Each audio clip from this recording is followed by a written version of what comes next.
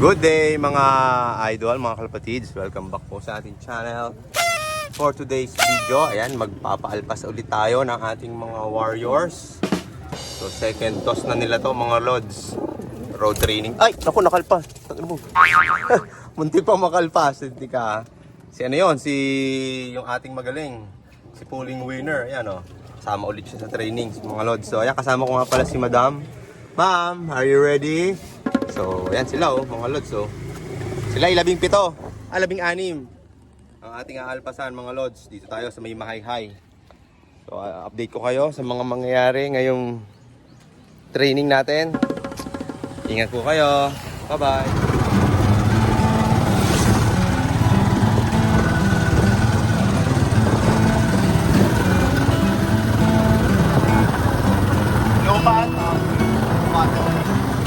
Nagamit ko lang ako. Lahatin. Wow.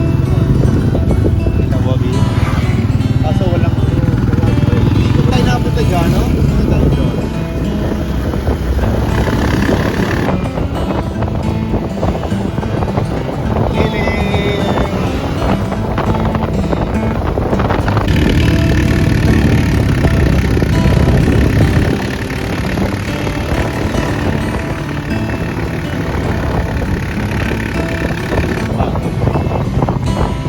Ganda. Bahay naman. Pero talagang pumasyal dito sa Lili. Parang ka nabubuhay sa bahay. Pinagulang. Yan. Video mo lang. Dito na po kami sa simbahan ng Liliw. Dito na po kami doon. Pero hindi pa kami dito magbibitaw. Ganda. Doon pa tayo sa malayo. Nakunan mo rin, simbahan ng Liliw. Ganda po ng simbahan ng Liliw. A few moments later. So ayan, dito na po kami sa ating release point. So ayan, kung napapansin nyo, ito ang Mount Banahaw. Nag-uulap. Dapat doon pa kami pupunta sa may Lokban eh. Kaso, medyo umuulan, malakas ang ulan. Ngayon, tumila lang po. So susunod na lang kami pupunta doon. Char. So ito, alpasan na natin ang ating mga birdie. Ayan, binuksan ko na. Ayan, lilipat na yung mga lods. Alam na nila ang gagawin dyan. B, huwag ka na dyan. Pupunta na sila dyan. Ayun, lilipat na yan isa-isa. Yes! Alam na nilang pupuntahan. Ayun na yung iba oh. Ayan, lalabas na ng kunsaya. Marunong na yung mga yan eh. Ang mahuli, may iwan. Hindi makakauwi. May iwanan na ng grupo. Ayun, may lumipad pa ulit. Ilan pa sila dyan? Dami pa. Kaya mo lang sila. Oh. Ayun, yung mga pula. Ito na sila, mga lods. Ayan mo, may iwanan yan. Bahala silang kulelat. Ayun. Ito na. Ilan na lang ba? Dalawa na lang? Ilan na lang? Hulihin mo na kaya, Abi. Sige, mabait yan. Yung mga pied. Okay lang yan, matatanda na yan. Kahit mahuli sila, makakauwid mo yan. Matatanda na yan eh. So ito yung ating mga panglaban. Ayan. Hulihin mo, hindi nanunukay. At sila, paikot-ikot oh. Hindi nila alam kung saan sila pupuntang direksyon. Oh, nag-iikot lang. Ayun, mayroon pa napasama. Kanino kaya yung isang yun? Mukha dito lang yun ah. Kita nyo ba mga lods? Ako hindi ko ayun, nakita ko na. Masisilaw ako. Ayan, dire-diretso na yan. Uuwi na yan. Hindi pa, umikot pa sila. Ayan sila. Teka lang, B. Ayun, nakita na nila ang tamang direksyon. Dire-diretso na yan. Babalik pa yan.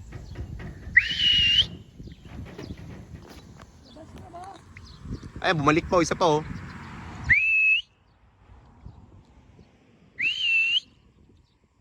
Ayun, dire-diretso na.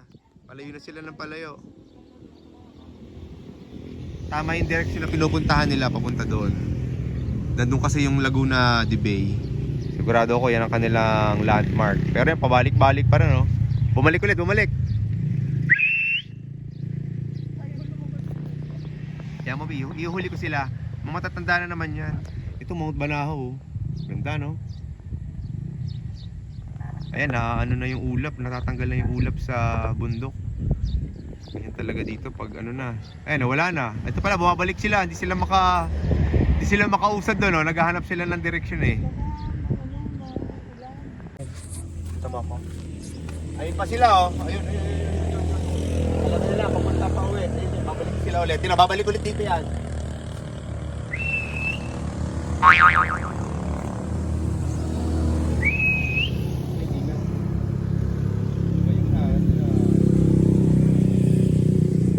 Okay na. A few moments later.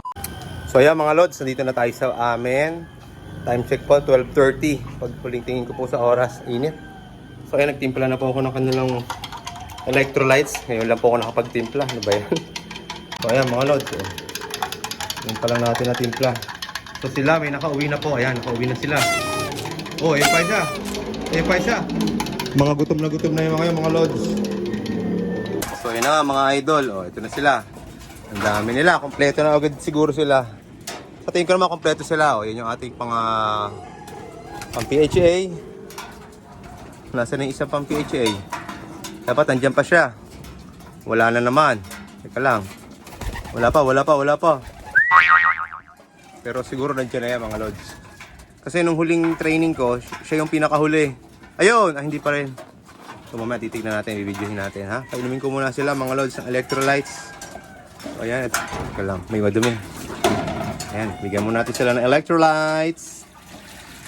Mamaya ko na sila pakakainin mga lods sa hapon. Mga busog pa naman sila nung hinuli ko kanina, mga may laman pa yung butse. Kasi kagabi, busog na busog sila. So ayan, lagyan muna natin ng tubig. Oh, mag-inuman na kayo dyan. Kaso mga gutom na sila mga lods, so naghahanap ng patukain, no? So ayan. Mamaya ko na kayo patutukain ha. At basta ang mahalaga ay kompleto ulit kayo. Ito pa ba ito? Si ano? Ito yung nabalda. Umuwi ng baldado. Buti nga no, mabait pa sa akin. Ayan siya. Mabait siya sa akin eh. Oh. Nakalika dito. Oo. So ayan mga lods, hanggang dito na lang muna.